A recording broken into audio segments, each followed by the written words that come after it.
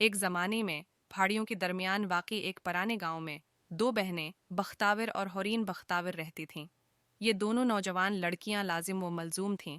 ان کی ہنسی گلیوں میں گونج رہی تھی جب وہ تتلیوں کا پیچھا کر رہی تھیں اور پرانی بلوط کی درخت کے سائے میں راز بانٹ رہی تھیں۔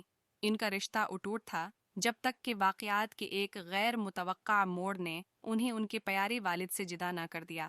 بھاری دلوں کے ساتھ انہیں پھسلایا گیا، ہر ایک کو دور دراز شہروں میں مختلف رشتہ داروں کے ساتھ رہنے کے لیے بھیج دیا گیا۔ دن ہفتوں میں، ہفتے مہینوں میں بدل گئی اور ان کے والد کی عدم موجودگی نوجوان بہنوں پر بہت زیادہ وزنی تھی۔ 6 سال کی عمر میں بختاور نے اپنی چھوٹی بہن حورین کے لیے بہادر بننے کی کوشش کی جو صرف 4 سال کی تھی، لیکن ان کی آنکھوں کی چمک مدھم ہو گئی تھی اور ایک بار کی متحرک ہنسی کی جگہ ایک خاموش خواہش نے لے لی تھی۔ دریں اسنا باپ نے اپنی قیمتی بیٹیوں کو ان تک تلاش کیا۔ ان کی غیر موجودگی کی خالے پن سے اس کا دل دک رہا تھا۔ اس نے پہاڑوں کو عبور کیا، ندیوں کو عبور کیا اور ہر اس شخص سے پوچھا جس سے وہ ملا تھا کہ کیا انہوں نے اس کی لڑکیوں کو دیکھا ہے۔ ایک دن قسمت نے مداخلت کی۔ ایک مہربان مسافر نے فاتر کی حالت سن کر اس کی مدد کی پیشکش کی۔ اپنی دلوں میں عزم کے ساتھ انہوں نے ہر اشارے کی پیروی کی، قدموں کو پیچھے ہٹاتے ہوئے اور اپنی جدائی کی پھیلی کو ایک ساتھ جوڑ دیا۔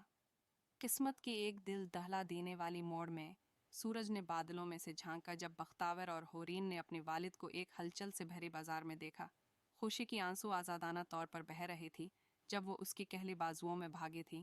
ان کی گلے محبت کی گہرائی سے بھری ہوئی تھی جسے الفاظ نہیں پکڑ سکتی تھی۔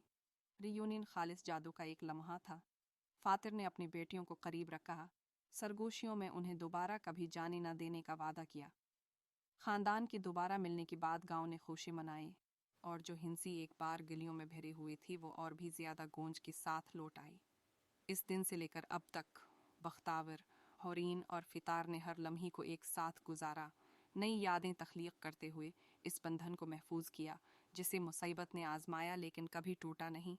ان کی جدائی کی کہانی اب لچک، محبت اور ان اٹوٹ رشتوں کی کہانی تھی جو ایک خاندان کو آپس میں باندھتے ہیں۔